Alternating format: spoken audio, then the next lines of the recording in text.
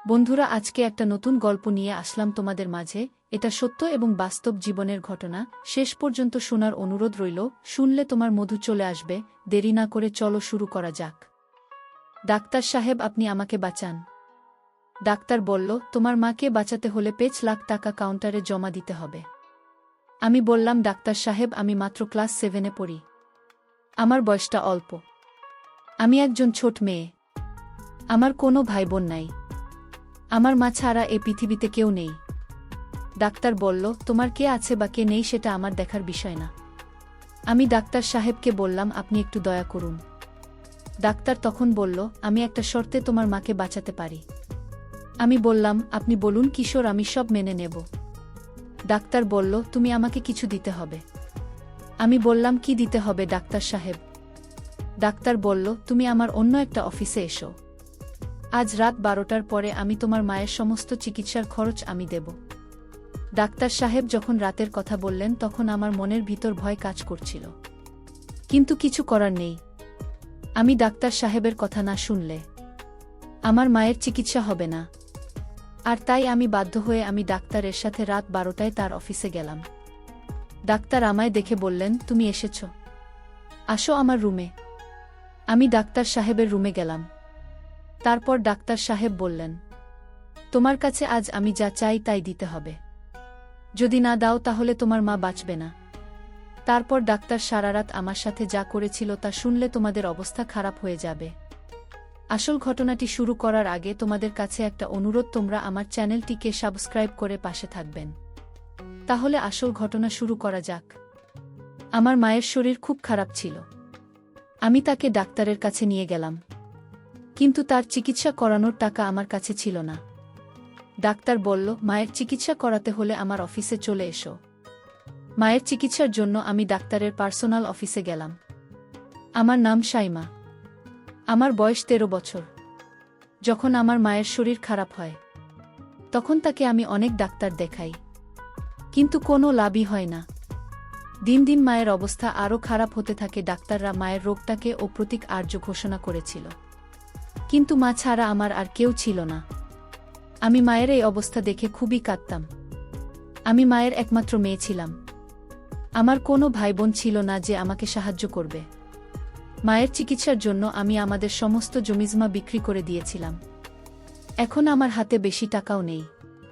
মায়ের অসুস্থতার খবর পেয়ে একদিন কাকা আমাদের বাড়িতে এসে বলে, তোমাদের উপর দিয়ে এত ঝড় বয়ে গেছে, আর তোমরা আমাকে একবার খবর দাওনি। একবার যদি আমাকে ফোন করতে, তাহলে তো আমি চলে আসতাম। আমি কাকে কি আর বলব, অনেকবার আমি কাকার বাড়িতে ফোন করেছিলাম আমাদের অবস্থার কথা বলার জন্য, কিন্তু কাকিমা প্রত্যেকবার আমাকে অপমান করে ফোন কেটে দিয়েছিল। কাকিমা বুঝতে পেরেছিল যে আমি তার স্বামীর আর ছেলের কষ্ট করে রোজগার করা টাকা খরচা করতে চাই। কাকা মায়ের সাথে অনেক কথা বলার মা চুপ করে শোনান। মায়ের সাথে কথা শেষ হওয়ার পর কাকা আমাকে বলল, সাইমা, তোমার জিনিসপত্র গুছিয়ে নাও, তোমরা আমার সাথে আমার বাড়িতে যাবে। আমার একবারে ইচ্ছে ছিল না তো কাকার বাড়িতে যাওয়ার। কাকার ছেলেকে আমার পছন্দ নয়, কিন্তু কাকা বলল, যতদিন না আমার মা পুরোপুরি সুস্থ হচ্ছে ততদিন আমরা তাদের বাড়িতে থাকব। আর কাকার বাড়িতে থাকা মানে রোজ কাকিমার কথা শোনা। কাকিমা এমনিতেই আমার সৌন্দর্য দেখে হিংসা করত। সে বলতো আমি সব ছেলেকে আমার রূপের জালে ফাঁসায়, কিন্তু কাকা জোর করল, তাই আমাকে বাধ্য হয়ে জিনিসপত্র গোছাতে হলো। কাকা আমাদের তার বাড়িতে নিয়ে গেল। কাকি তো এই খবরটা পেয়ে গোটা বাড়ি মাথায় তুলে বলতে লাগল, এমনিতে এত খরচ, তার উপর আরও 2জন মানুষকে বাড়িতে নিয়ে এলে এদের খাওয়া পড়া খরচা কে দেবে? তখন কাকা গিয়ে কাকির কানে কানে কিছু একটা বলার কাকি চুপ করে গেল। কাকি আমাকে বল, যাও সাইমা, তোমার মাকে নিয়ে ঘরে যাও। আমি যেতে যেতে ভাবতে লাগলাম যে কাকা কি এমন বলল কাকিকে যে কাকি এরকম বদলে গেল। কিন্তু কিছুক্ষণ পর আমি ব্যাপারটা ভুলে গেলাম আর মাকে নিয়ে চিন্তা করতে শুরু করলাম। আমি ভাবলাম যে আমি যদি শহরে কোনো ছোটখাটো একটা চাকরি খুঁজে নিই, তাহলে মায়ের চিকিৎসার টাকা জোগাড় করতে পারব। কিন্তু আমার চিন্তা ছিল যে কাকা যদি আমাকে চাকরি করতে না দেয়। পরের দিন সকালে উঠে আমি প্রথমে রান্নাঘরে গেলাম কিছু খাবারের বন্দোবস্ত করতে। তখন কাকি রান্নাঘরে এসে আমাকে বলল, দেখো সাইমা, এখন তো তোমাকে আর তোমার মাকেই বাড়িতে থাকতে হবে। তুমি তো জানো জিনিসপত্রের দাম কি রকম বেড়েছে। তুমি এক কাজ করো, শহরে কোনো ছোটখাটো একটা চাকরি খুঁজে নাও, তাহলে কিছু না হোক মায়ের ওষুধ খরচা তো তুমি দিতে পারবে। বাকি ব্যবস্থা আমি আর তোমার কাকা করে নেব। সে নিয়ে তোমায় ভাবতে হবে না। আমি কাকির এই রোগটা কোনোদিনও দেখিনি। তার ব্যবহার একদম বদলে গিয়েছিল, আমার মায়ের খুব ভালোভাবে খেয়াল রাখছিল। আমি দেখে অবাক হলাম যে এক রাতের মধ্যে কাকে এতটা কি করে বদলে গেল। কাকা কি এমন বল কাকিকে যে সে নিজেকে বদলাতে বাধ্য হল? সে যাই হোক, সে আমার সাথে খুব ভালো ব্যবহার করছিল। আমি তো এ বিষয়ে খুশি ছিলাম যে আমি এখন চাকরি করতে পারবো, কেউ আমাকে বাধা দেবে না। আমি ঘরে এসে মাকে বললাম যে আমি চাকরি করতে চাই, কারণ আমি জানি মায়ের এটা জানা দরকার। তার মেয়ে সারাদিন কোথায় থাকবে? মা আমাকে চাকরি করতে বারণ করল না। মা ও বুঝতে পেরেছিল যে এখন আমরা কাকার বাড়িতে আছি, তাই নিজেদের খরচা যতটা সম্ভব নিজেদেরকেই চালাতে হবে। শহরে আমার একটা বন্ধু ছিল, তার নাম সুমন। আমি তাকে ফোন করে সব কথা বললাম।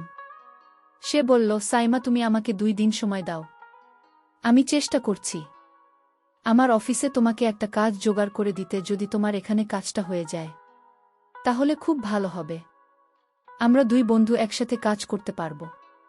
কথা শুনে আমি খুব খুশি হলাম, কারণ আমি প্রথমবার শহরে কাজ করতে যাব। কিন্তু আমার ভয় লাগছিল এই ভেবে যে শহরের পরিবেশটা কেমন হবে, আমি ওখানে গিয়ে মানিয়ে নিতে পারব কিনা। এই ভাবতে ভাবতে 2 দিন কেটে গেল। 2 দিন পর সুমন আমার বাড়িতে চলে এলো। সে বলল, সাইমা, তোমার ভাগ্যটা খুবই ভালো, কাল আমি অফিসে তোমার কথা বলতে ওরা তোমাকে নিতে রাজি হয়ে গেল। ওদের একটা ভালো মেয়ের দরকার ছিল, এটাও বলেছে যে তোমাকে ভালো পারিশ্রমিক দেওয়া হবে। সুমনের কথা শুনে আমি খুব খুশি হলাম, কিন্তু আমার চিন্তা হয় যে অফিসের মালিক কেমন হবে। পরের দিন সকালে আমি সুমনের সাথে অফিসে এলাম। এসে আমি জানতে পারলাম যে মালিক আমাকে কাজে রেখেছেন। তিনি কোনো কাজে কিছু দিনের জন্য শহরের বাইরে গেছেন। এটা একটা সার্জিক্যাল কোম্পানি ছিল, যেখানে চিকিৎসার সরঞ্জাম তৈরি হতো। প্রথম কদিন আমাকে সুমনের সাথে রাখা হতো, যাতে আমি ভালো করে কাজ শিখতে পারি। প্রথম দিন আমার অফিসে আসতে অস্বস্তি হচ্ছিল, কিন্তু আস্তে আস্তে আমি এখানে পরিবেশের সাথে নিজেকে মানিয়ে নিলাম। আমি সুমনের সাথে অফিসে আসতাম, আর ছুটি হলে তার সাথে বাড়ি ফিরতাম। 15 দিন হয়ে গেল আমি এখানে কাজ করছি, কিন্তু এখনও আমি আমার মালিককে দেখতে পাইনি। আমি এখনও জানি না তিনি কে, আর তিনি কেমন। আমি একবার ওনার সাথে দেখা করতে চাই, যিনি আমাকে কোনো ইন্টারভিউ না নিয়ে চাকরিতে দিয়ে দেন। আমার শিক্ষাগত যোগ্যতা বেশি নয়, আমি কেবল 7 পাশ করেছিলাম। বাবা মারা যাওয়ার পর আমার আর পড়াশোনা করা হয়নি। একদিন মায়ের শরীর খুব বেশি খারাপ হয়েছিল, আমি সেই সময় অফিসে ছিলাম। কাকি আমাকে ফোন করে বলে, তোমার মায়ের শরীরটা খুব খারাপ, তুমি এক্ষুনি বাড়ি চলে এসো। কাকির গলাটা খুব চিন্তিত শোনায়। আমি সঙ্গে সঙ্গে সুমনকে বলে বাড়ি চলে এলাম। এসে দেখি মা খুব অসুস্থ। আমি মাকে নিয়ে হাসপাতালে গেলাম। সেখানে ডাক্তার মাকে দেখেই জবাব দিয়ে দিল, বলল, তুমি ওনাকে কলকাতা নিয়ে যাও। তখন আমার কাছে বেশি টাকাও ছিল না, কিন্তু তাও আমি মাকে কলকাতা নিয়ে এলাম। আমি চাই না থাকার জন্য মায়ের চিকিৎসা বন্ধ হয়ে যাক। কলকাতা নিয়ে এসে আমাকে হাসপাতালে ভর্তি করিয়ে দিলাম। ওখানে ডাক্তার আমাকে ধৈর্য ধরতে বলে, তারা তাদের দিক থেকে পুরো চেষ্টা করছে। এদিকে আমার কিছুই ভালো লাগছিল না, মনে হচ্ছিল না যে কোনো সময় আমাকে ছেড়ে চলে যেতে পারে। তারপর আমি পৃথিবীতে পুরোপুরি একা হয়ে যাব।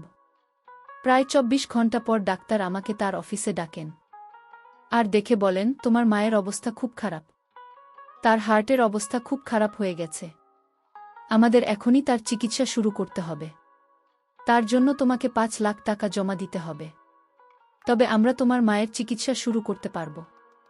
এত মোটা টাকার অঙ্ক শুনে তো আমার হাত পা কাঁপতে থাকে। আমি ভাবতে থাকি, এতগুলো টাকা আমি কোথা থেকে জোগাড় করব। ডাক্তার সাহেব মনে হয় আমার অবস্থাটা বুঝতে পারছিলেন।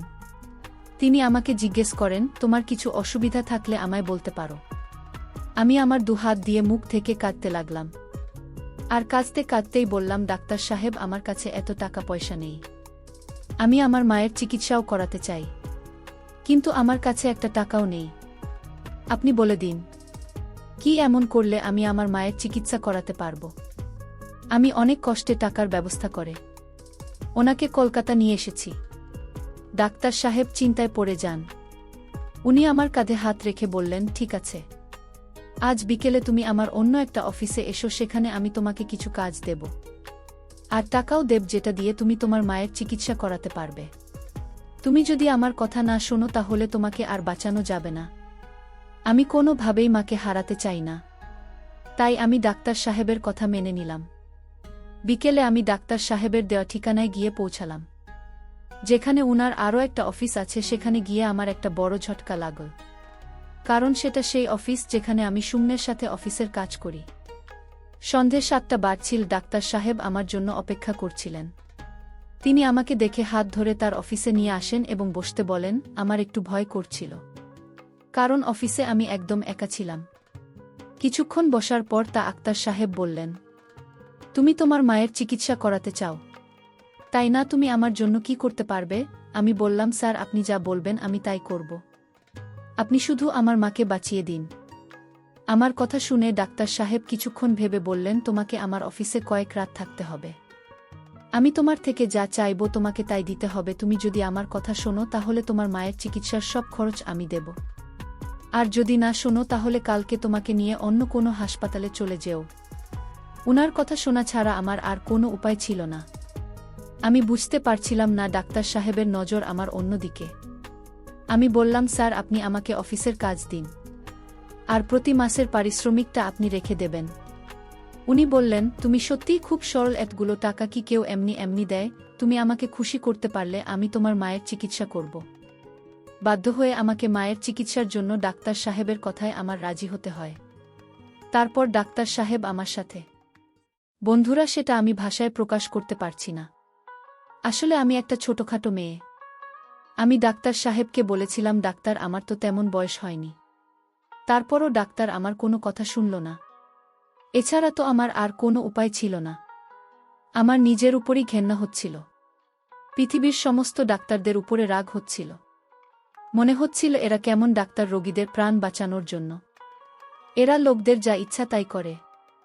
দুর্বলতার সুযোগ নিয়ে তারা এসব করে। আমার নিজের উপর রাগ হয় এই ভেবে যে আমি এরকম একটা জায়গায় চাকরি করছিলাম। আমি যদি জানতাম যে সুমন আমাকে যে অফিসে কাজ করতে নিয়ে যাচ্ছে সেখানে ডাক্তার এরকম, তাহলে আমি কখনোই চাকরিটা করতাম না। আমি যখন পরের দিন কোনো রকমে নিজেকে সামলে হাসপাতালে গেলাম, তখন জানতে পারলাম যে ডাক্তার সাহেব 2-3 দিনের জন্য কোনো কাজে বাইরে গিয়েছেন। আমার ওনার উপরে খুবই রাগ হলো। উনি আমার মায়ের চিকিৎসা করাবেন বলে আমাকে তার সকল কথা মানতে হলো। আর তারপর নিজেই শহরের বাইরে চলে গেলেন। আমি ভাবতে লাগলাম যে এখন আমি মাকে নিয়ে কোথায় যাব। তখন আমার মনে হলো যে আমি নিজের সম্মানও হারালাম, আর নিজের মাকেও বাঁচাতে পারলাম না। আমি খুব কাঁদতে শুরু করলাম। সেই সময় ওখানে একজন নার্স এসে বললেন, ডাক্তার সাহেব আপনার মায়ের সমস্ত টাকা জমা করে দিয়েছে। উনার চিকিৎসা শুরু হয়ে গেছে। আপনি কোনো চিন্তা করবেন না, উনি 2-3 দিন পর ফিরে আসবেন। এটা শুনে আমি কিছুটা স্বস্তি পেলাম। মায়ের প্রাণটা তো বেঁচে যাবে, কিন্তু আমি এখন এই মুখ নিয়ে কোথায় গিয়ে দাঁড়াবে? মায়ের চিকিৎসার জন্য আমি ভুল পথে হেঁটেছি। আমি এখন এই বিষয় নিয়ে ভাবতে চাই না, কারণ আমি যতই ভাবো তো নিজের কাছে ছোট হয়ে যাব। মায়ের চিকিৎসা শুরু হয়েছিল। আমি ভগবানের কাছে প্রার্থনা করতে লাগলাম যে উনি যেন আমার মাকে সুস্থ করে দেন, আর আমি যেটা করেছি তার জন্য আমাকে ক্ষমা করে দেন। আমি ভগবানকে বলতে লাগলাম যে আমি কখনোই চাইনি, কারো সাথে জড়াতে চাইনি আমার মাকে বাঁচানোর জন্য। আমি যদি ডাক্তারের কথা না শুনতাম তাহলে পয়সার অভাবে আমার মায়ের চিকিৎসা হতো না করে জানাবেন।